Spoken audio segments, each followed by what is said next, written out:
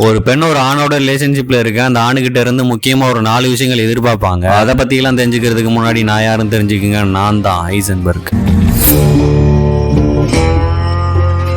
ஒரு ஆண் தான் காதலிக்கிட்டேயோ தனக்கு வரப்போற மனைவி கிட்டேயோ முக்கியமா ஒரு 3 விஷயங்கள் எதிர்பார்ப்பாங்க. ஒவ்வொரு ஆணுமே தன்னை ஒரு ராஜாவாவே நினைச்சுக்கிறாங்க, ஈவன் அவங்க ராஜாவாவே இல்லைன்னாலும். ஏன் அப்படின்னா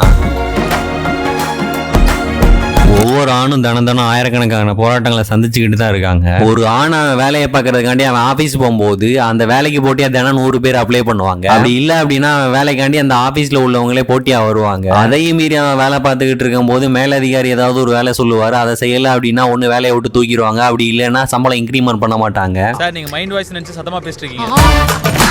இந்த ஆபீஸ் பாலிடிக்ஸ் எல்லாம் ஃபேஸ் பண்ணி வீட்டுக்கு வந்துகிட்டு இருக்கும் போது திடீர்னு ஏதாவது ஒரு இருக்க வண்டிக்கு நடுவில் கூட விட்டுருவேன். எனக்கு அதெல்லாம் தேவையில்ல, எப்போ வரீங்க? இந்த மாதிரி தான் ஒவ்வொரு ஆணும் தினம் ஆயிரக்கணக்கான போராட்டங்களை சந்திச்சுக்கிட்டே இருக்காங்க. இத்தனை போராட்டங்களை தாண்டி அந்த வேலை செய்யறதுக்கான காரணம் தன்னோட மனைவியும் குழந்தைகளும் நல்லா இருக்கணும் அப்படிங்கிறதுக்காண்டி தான். அப்பேற்பட்ட மனுஷன் வீட்டுக்கு வரும்போது அந்த மனுஷனை டார்ச்சர் பண்ணாம எப்போ வரீங்க? 4 வார்த்தை ஆறுதலா பேசினாலே போதும். குடிக்கலடி குடிக்கல அப்புறம் என்ன ஊது? நீங்க எங்களுக்காண்டி ரொம்ப சிரமப்படுறீங்க, நீங்க இந்த குடும்பத்துக்காண்டி ரொம்ப நல்லா உழைக்கிறீங்க, நீங்க இல்லைன்னா அந்த குடும்பத்தினாலையும் எங்களாலையும் ஒன்றும் பண்ண முடியாது அப்படின்னு அவங்களுக்கு ஒரு 4 வார்த்தை ஆறுதலா பேசினீங்க அப்படின்னா அந்த ஆண் தன்னை ஒரு முழு ஆண் மகனாகவும் தன்னை ஒரு ராஜாவாகவும் ஃபீல் பண்ணுவான். அப்படி ஃபீல் பண்ணா அப்படின்னா குடும்பத்துக்கு தேவையான அனைத்து விஷயங்களை பூர்த்தி பண்றதுக்காண்டி இன்னும் நல்லா உழைப்பான், தன் குடும்பத்தை இன்னும் நல்லா நேசிப்பான். ஸோ அதனால வேலைக்கு போயிட்டு ஒரு ஆண்களை டிஸ்டர்ப் பண்ணாம கொஞ்சம் ஆறுதலா இருங்க.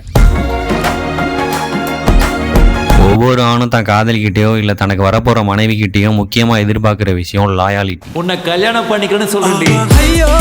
என்னதான் நீங்க காதலிக்கிற பையன் அழகா இல்லைனாலும், ஒழுங்கா சம்பாதிக்கலைனாலும், இல்ல வேலையில இல்லைனாலும், இல்ல பண கஷ்டத்துல இருந்தாலும் நீங்க அவங்களுக்காண்டி நிக்கணும் அப்படின்னு எதிர்பார்ப்பாங்க. கல்யாணம் பண்ணிக்கலாமா?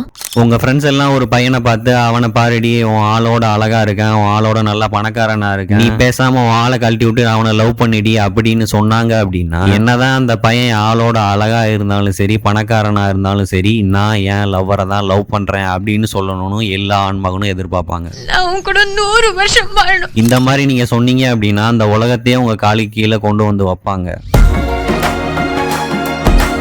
இது எல்லா ஆண்களுமே எதிர்பார்க்கிற விஷயம். ஆனா இதை பத்தி இந்த வீடியோல நம்ம டீடைலா பார்க்க முடியாது, நம்ம வேற ஒரு வீடியோல அதை பத்தி பார்ப்போம். சிம்பிளா உங்களுக்கு புரியுற மாதிரி சொல்லணும் அப்படின்னா